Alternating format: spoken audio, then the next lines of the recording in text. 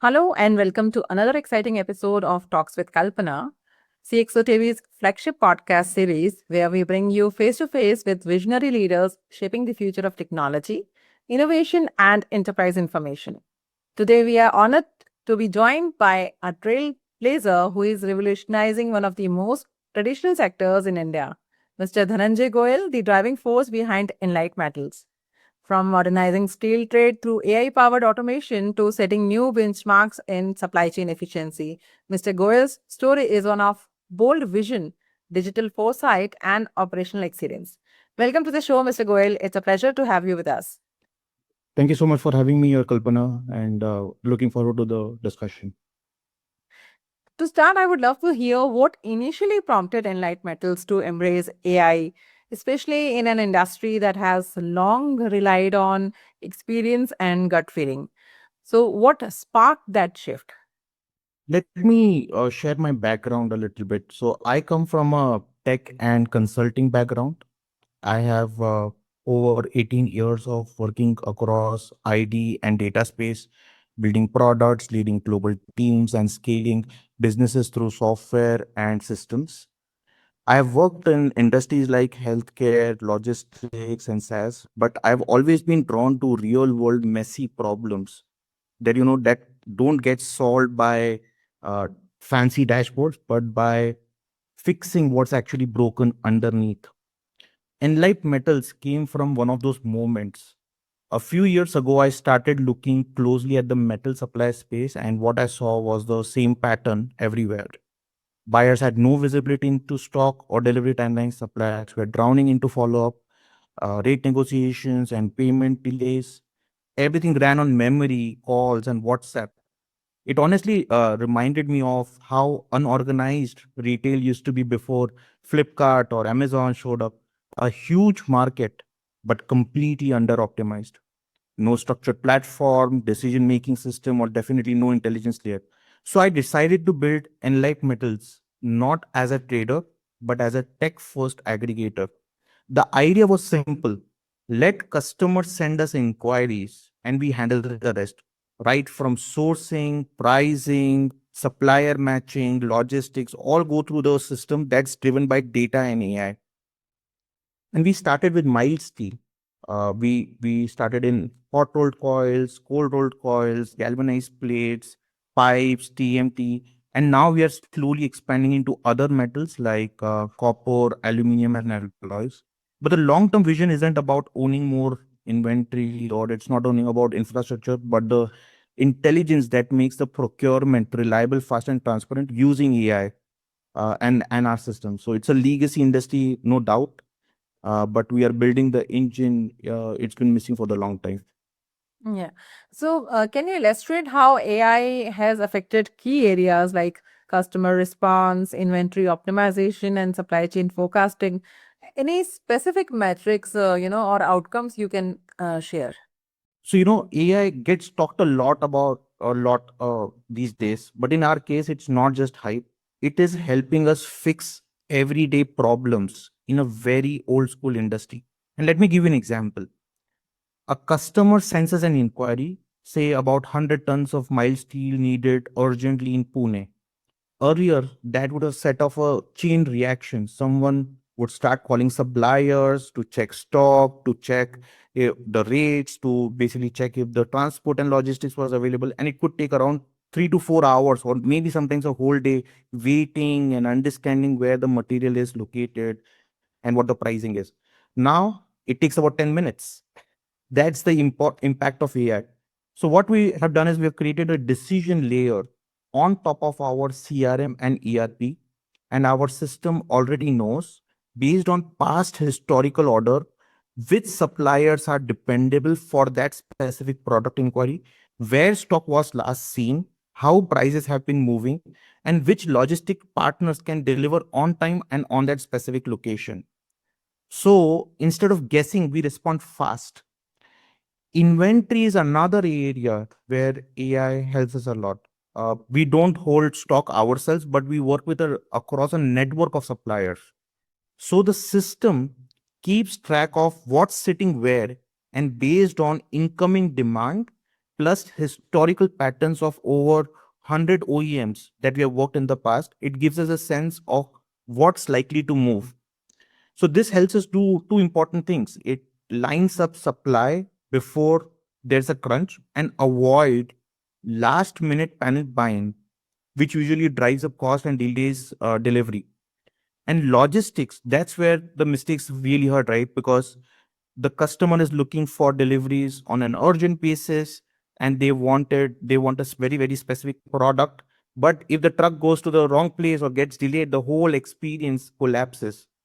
Our system automatically groups deliveries going to the same area. So instead of sending three half-loaded trucks, which is more inefficient and costly, we send with one logistic partner, one truck, so that we can make it faster, cheaper, and more reliable. So bottom line is like AI helps us close the loop from code to dispatch faster and with fewer errors. Yeah, so that's quite fascinating. But at the same time, cultural and operational hurdles can, be just as difficult as technical ones. So, what resistance did you face internally, and how did you navigate it? Honestly, building AI was the easy bit. The real challenge is changing how people think and work. And we are in metals, one of the most traditional offline industries in India. People have done business the same way for decades, on paper, on calls, on WhatsApp. Prices are decided on phone. Orders are taken verbally, and follow-ups are mostly memory driven. So when we came in and said, let's log every inquiry, let's track all the deliveries using a system, there was a lot of resistance. Culturally, many people didn't trust the idea of tech doing what they have always done manually. Even some of the suppliers would be like, sir, क्यों system में डालना है? Why complicated with software? Let's just directly do it on WhatsApp.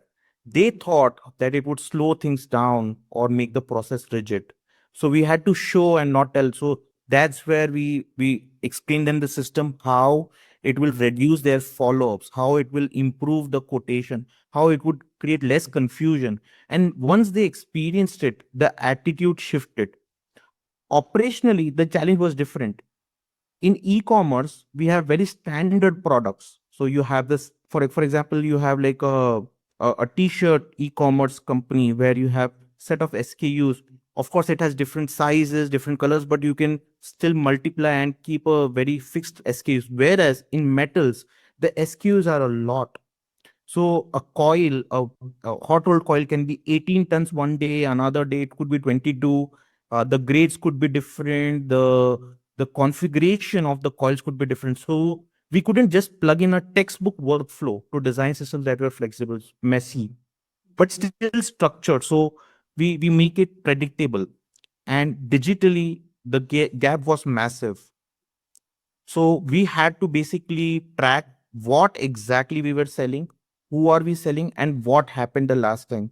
And we just didn't jump to AI first. We built the foundation, we built the processes, a reliable workflow.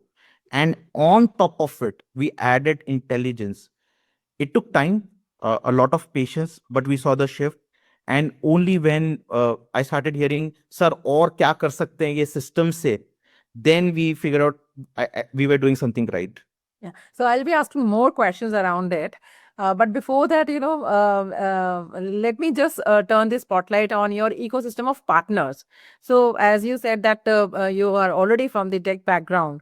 So, which key technology vendors or brands are you collaborating with for automation, AI, ERP, CRM, or analytics? Right. So we are completely Azure ecosystem focused. All of our tech is basically using systems like Azure Databricks. It is also using the vector databases, Azure OpenAI. So all of it is secure and private. So that's what we are basically working on. The tech stack includes Spark, Apache Spark.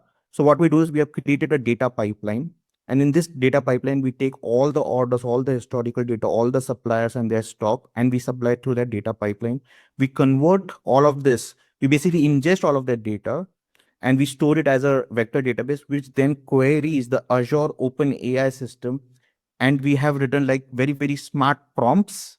We have done really nice prompt engineering, and when the system queries, whenever a new customer inquiry comes in, then this system is triggered and the prompt is written so that we can get the appropriate answer based on all the trends that's going on.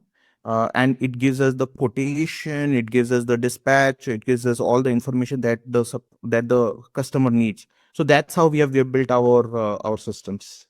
Yeah, sure. So, how did you choose these partners? Like, what criteria mattered the most? If it is industry expertise, scale, or domain knowledge, what is it? So, why Azure is because Azure is very secure, because it has all the compliances that are required for an, because all of this data is very sensitive. We do not want any of our suppliers' data to get out in the public or to get leaked or get hacked. So that's why we implemented compliances on top of Azure, and Azure supports like very well. Also, Databricks is natively supported in Azure, and also it has OpenAI, which is again secure. We didn't want to use public APIs where the data will be sent over a public network, but instead via a private network. And that's the reason, to make it secure and to make it scalable, we used Azure. Yeah. So, have any vendors not met expectations? Uh, well, there have been cases on those, definitely, but you know, our system always tells them what has gone wrong, and we always have those conversations with them, and they, it's still very human driven. It's not something that is automated. It does not work like a software which will work 24/7 clockwork. So there can be mistakes, but our system does the root cause analysis and shares that information with the suppliers, and they have been kind enough to improve moving forward, because we want to create that good set of networks or supplier networks, because they are also working with us. They also want to work with us in a long term, so that's how we have done it. Yeah, sure. And any of the vendors that you're working with, like you've mentioned about Azure, you mentioned about Databricks. So, from their perspective, have you encountered any challenges or any expectations which didn't may, you think have not been met, or there have been any disappointments? If yeah, how did you address them? There have been no disappointments, but the technology moves very fast. So something that we are building works at one point, and then, because there's a shift. You know how AI works these days, right? There are new capabilities that are always added.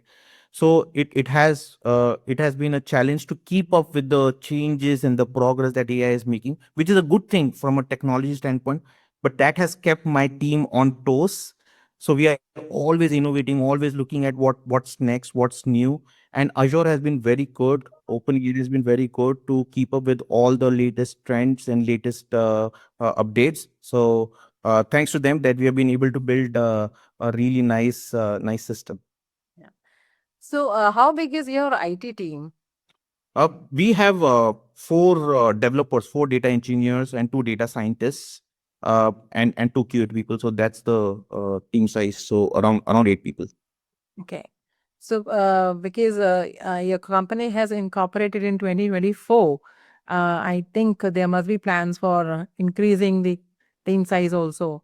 So, That's only the IT side. We also have like a metal team. So we have around 20 people team in the metal space, where we have the sales guys, the dispatch team, we have the accounts and the finance team. So we have an amalgamation of traditional and tech. So overall, we are expanding, and by the end of this year, we'll go to up to 50 people. That's what our objective is, and we are also looking at around 400 crore of revenue by the end of this year. so when it comes to using, the implementation we are doing when it comes to AI, so there are legacy teams and there are tech teams. So, using these systems, is it only the job of the IT teams, or your legacy team is also able to, navigate the changes? I mean, it's more about the change management. Are they able to do it? Right. So, and that's a great question, because most people think that AI is something which is like a chatbot or a fancy dashboard and only IT folks can use, but it's not that. at Enlight Metals, the traditional team who's basically handling the customer inquiries, the dispatch, the accounts, all of them are using AI because it is built on top of our ERP and CRM systems. And let me give you an example. So the sales team, basically, whenever a customer sends us an inquiry, we feed it to our ERP system, and that's where AI is triggered, and it basically gives you all the information like what does this customer usually buys, how fast they expect delivery, how they've paid in the past, what kind of pricing worked before. So all of that information is available to them, and then they use all of this information to make uh, calls, or they basically decide if they should serve that inquiry or not. Similarly, the dispatch team takes care of all the orders and dispatches through our system, through the ERP system that we have built.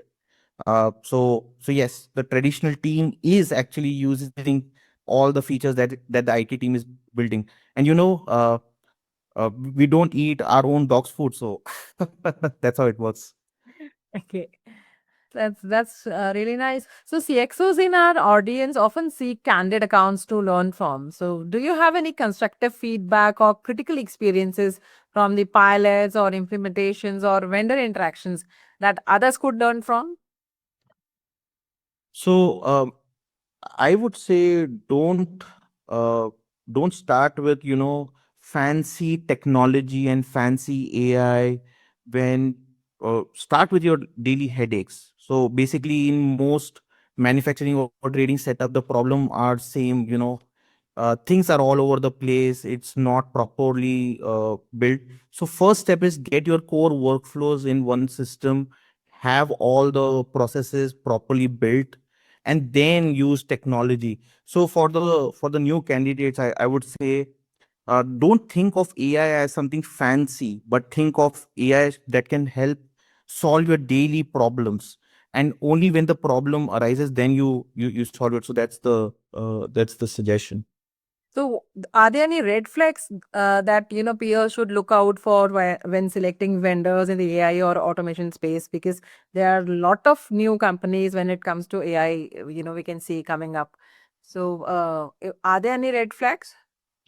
So there are two things. I think there are two sets of AI startups, AI companies. One is who's solving the bigger problem like OpenAI, Anthropic, Google Gemini, and they are building all of these LLMs, which are very powerful and has a lot of capabilities. And then there are startups which are new age startups which are built on top of the first segment, which is OpenAI, Anthropic, and Google. So if you are selecting the second batch, then you have to be careful, because with the progress that AI is making and the LLMs are making, it could happen that they can become obsolete very soon. So whenever you are selecting a vendor, you should always think from a long term perspective that AI is progressing, the technology is changing, and there could be chances that the new startup may get obsolete very, very soon. So that's why my suggestion would always be to look at how to integrate with the giants, so that you see long term benefits and you are able to go in the long run. But that's completely dependent on the use case, on what you are exactly solving. Yeah, sure. So, in your case, the AI integration with ERP and CRM, the way it has evolved. So, are you now achieving near real-time decision support or predictive workflows? Yes, but it is fragmented. So right from inquiry to quotation to order confirmation, then to dispatch to finance, AI is integrated in all of these workflows. So for each team, it's near real time. So as soon as we get an inquiry, our sales team is able to quote the customer maybe in a few minutes. Similarly, if the order gets confirmed, then the dispatch teams get real time notification, and they are able to get the route optimization AI algorithm, and it gives the AI route optimization. Then for the finance team, they know exactly what to bill and how to bill and what are the payment cycles. So all of those are integrated in the ERP, and they get real time. But the entire process, which used to take like 4 5 hours just to complete it. Now it takes like a few minutes. So the team is becoming more and more efficient. Yeah. So you were telling me about, how you started and what all things, before implementing the AI, you were making sure in terms of having a framework around it. So, for leaders now ready to embark on their own transformation, what should be their starting point and which KPIs or organizational prerequisite matters the most? I would say the first thing that any leader should think about is understanding their business processes and see where they are facing challenges or time delays and how AI can help. So and also another aspect is that all the data has to be in one system. If the data is not clean or is not available, then AI cannot help. It will just make the mess messier. So you have to be very, very careful before implementing AI. And the first step is understand the process. The second step is implement systems and make the data available to the system so that you can build AI on top of it. And that's the biggest mistake, because generally leaders implement AI even before stabilizing the system or stabilizing the data, and then it gets messier because AI can only answer what you ask. So you have to be very, very careful with what you are asking the AI. Yeah, that's what we can say, a trend, a new trend coming up with the prompt engineers. Right. Yeah. Yeah. So, what lies ahead for Enlight Metals? Are you exploring AI in procurement, vendor collaborations, sustainability metrics, or compliance dashboarding? So what we are doing is currently we have started with mild steel products, which includes like hot rolled coils, cold rolled coils, galvanized plates, and pipe structure and TMT. Now we want to get into other metals. So we are like adding copper, aluminium, alloy very soon. And the next also step is like we want to create our own service center. And in this service center, we want to basically add a facility where we are able to do additional value added processing of those metals as the customer requires. Right now we outsource it, we give a job to outside vendors, but now we want to come up with our own service center, as well as we want to get into auto component manufacturing. So that's the overall plan. And for the by the end of this year, I think we'll achieve at least to go to copper, aluminium, and other metals products. Yeah. So, when it comes to your IT agenda, what is next on the cards? Are you exploring AI in other functions also, like in the vendor collaborations and sustainability and the compliance? Right. So basically for AI, like we have a good roadmap because e even for the processes that we have, the workflows that we have, there are some processes that are not yet automated or it's not AI driven. And in our roadmap, we basically want to start improving from a recruitment perspective, from HR processes perspective. And when we get into manufacturing, we want to also add automations in AI there. So we are basically building all of those from the IT perspective. Okay. So, when we say the priorities, the next priorities in terms of technology will be getting more automation when it comes to manufacturing and to the HR, having more. So, we can see, another trend which is all about agentic AI.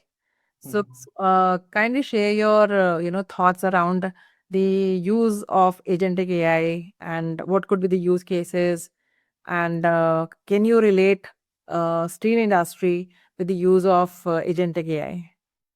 So we have been actively thinking about agentic AI and how it can take our automation to the next level. Right now, our AI is like doing a lot behind the scenes, right? It's basically integrated with our ERP and CRM. But when agentic AI comes in, it will let the system take action automatically within the guardrails. And this is something that's also in our roadmap. So I'll give you an example. Right now, there is a salesperson who's sitting there and waits for the inquiry or order confirmation. But in future, what we would want is, as soon as the customer talks to the AI agent, the AI agent figures out everything by himself, by itself. It will validate the stock availability. It will select the supplier. It will also make a phone call to the supplier to confirm the stock availability and the rates, log the rate, generate the code, send it directly to the customer without any human involvement.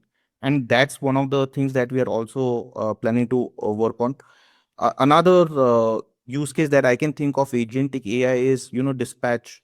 Right now, it's again like human driven. We use ERP and a person is doing it. But for dispatch, we also want, once the orders are confirmed, then we want the dispatch to also be automated. So those are the kinds of things that we are thinking from an agentic AI perspective that will implement in the future. So, as when we talk about something like agentic AI, and while you also mentioned that there will be minimal or negligible human intervention, so that also calls for the the one of the another hot topic of the layoffs. So the kind of layoffs which are happening, and creating a crisis when it comes to the jobs. So being a responsible organization, how are you going to strike that balance? It's a valid question, and honestly, it depends on how a company chooses to implement it. At Enlight Metals, our view is not that agentic AI will replace people, but rather it will help them, because we want them to work on higher order items.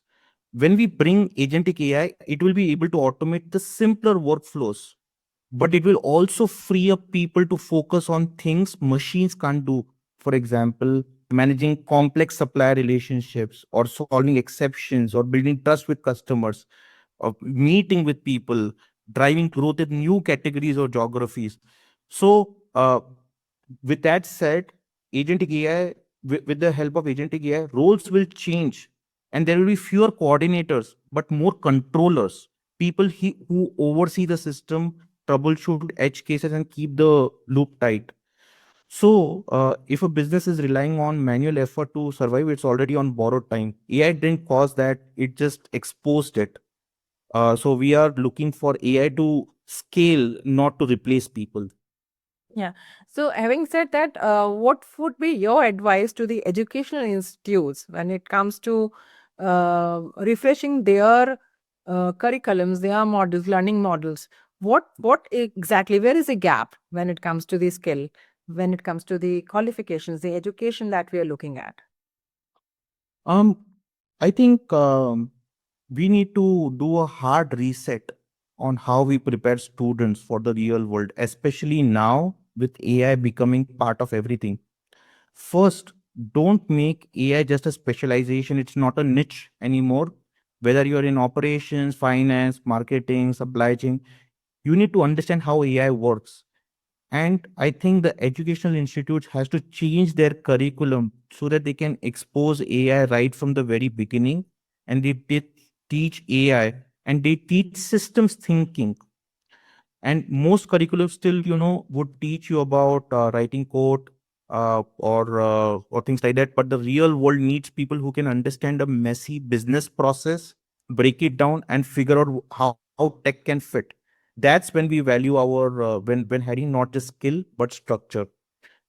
So I would say also add interdisciplinary learning. So basically, the curriculum should include things which are also from the business side and as well as the technology side, so that the students get benefited out of all the changes that's happening on the technology and on the AI end. Yeah, sure. So, how do you envision your partner network evolving over the next 12 to 18 months when it comes to, implementing the tech priorities that you have in your mind? Can you elaborate on partner network? So, partner here are the IT companies. You are planning, more AI implementations. So, what kind of, partner network you're envisioning when it comes to the next 12 to 18 months? We are basically partnering. We have partnered with Azure and we have partnered with OpenAI, but the tech is in-house. So we are not outsourcing or we are not giving it to some other partners, at least the tech partners. Of course, our suppliers are our partners that we want to expand. And right now, I think we are connected with over 20 suppliers, and we want to expand it as we add more and more suppliers and more and more product categories into our business. So that's what we'll do over the next 12 months. Yeah. So you have your in-house team, but are there any niche capabilities or vendor partnerships you are actively scouting next? Not at the moment, because AI is changing so fast. I think most of the things would be new for everyone because there are new capabilities that are being added. So my team is really good, and we have good data scientists, and they are always learning the new technology, new innovation. So right now we do not see any new partner to onboard from a tech perspective. Uh, but we'll as and when our work increases, we'll definitely plan to add more good folks to our team. Yeah. So lastly, are there any gaps that you think still remain in your strategy that the market isn't filling today? I would say the current AI capabilities are smart but not defensible. They are automations, but they are not a proprietary mode. So what we would want to do is, create our own proprietary algorithms that can automate and scale our business. Um, I would also say that there is a procurement risk also because of payment delays, working capital issues. So all of that will basically are navigating, and I think those could be fixed in the next 12 to 18 months. Yeah. So thank you so much, Mr. Goel. This has been incredibly insightful conversation. Your journey proves that even the most traditional industries can reinvent themselves with the right mindset and technological courage. Thank you for joining us on Talks with Kalpana and for inspiring CXOs, digital leaders, and innovators across industries. For more updates from CXOTV, please like and subscribe to our channel.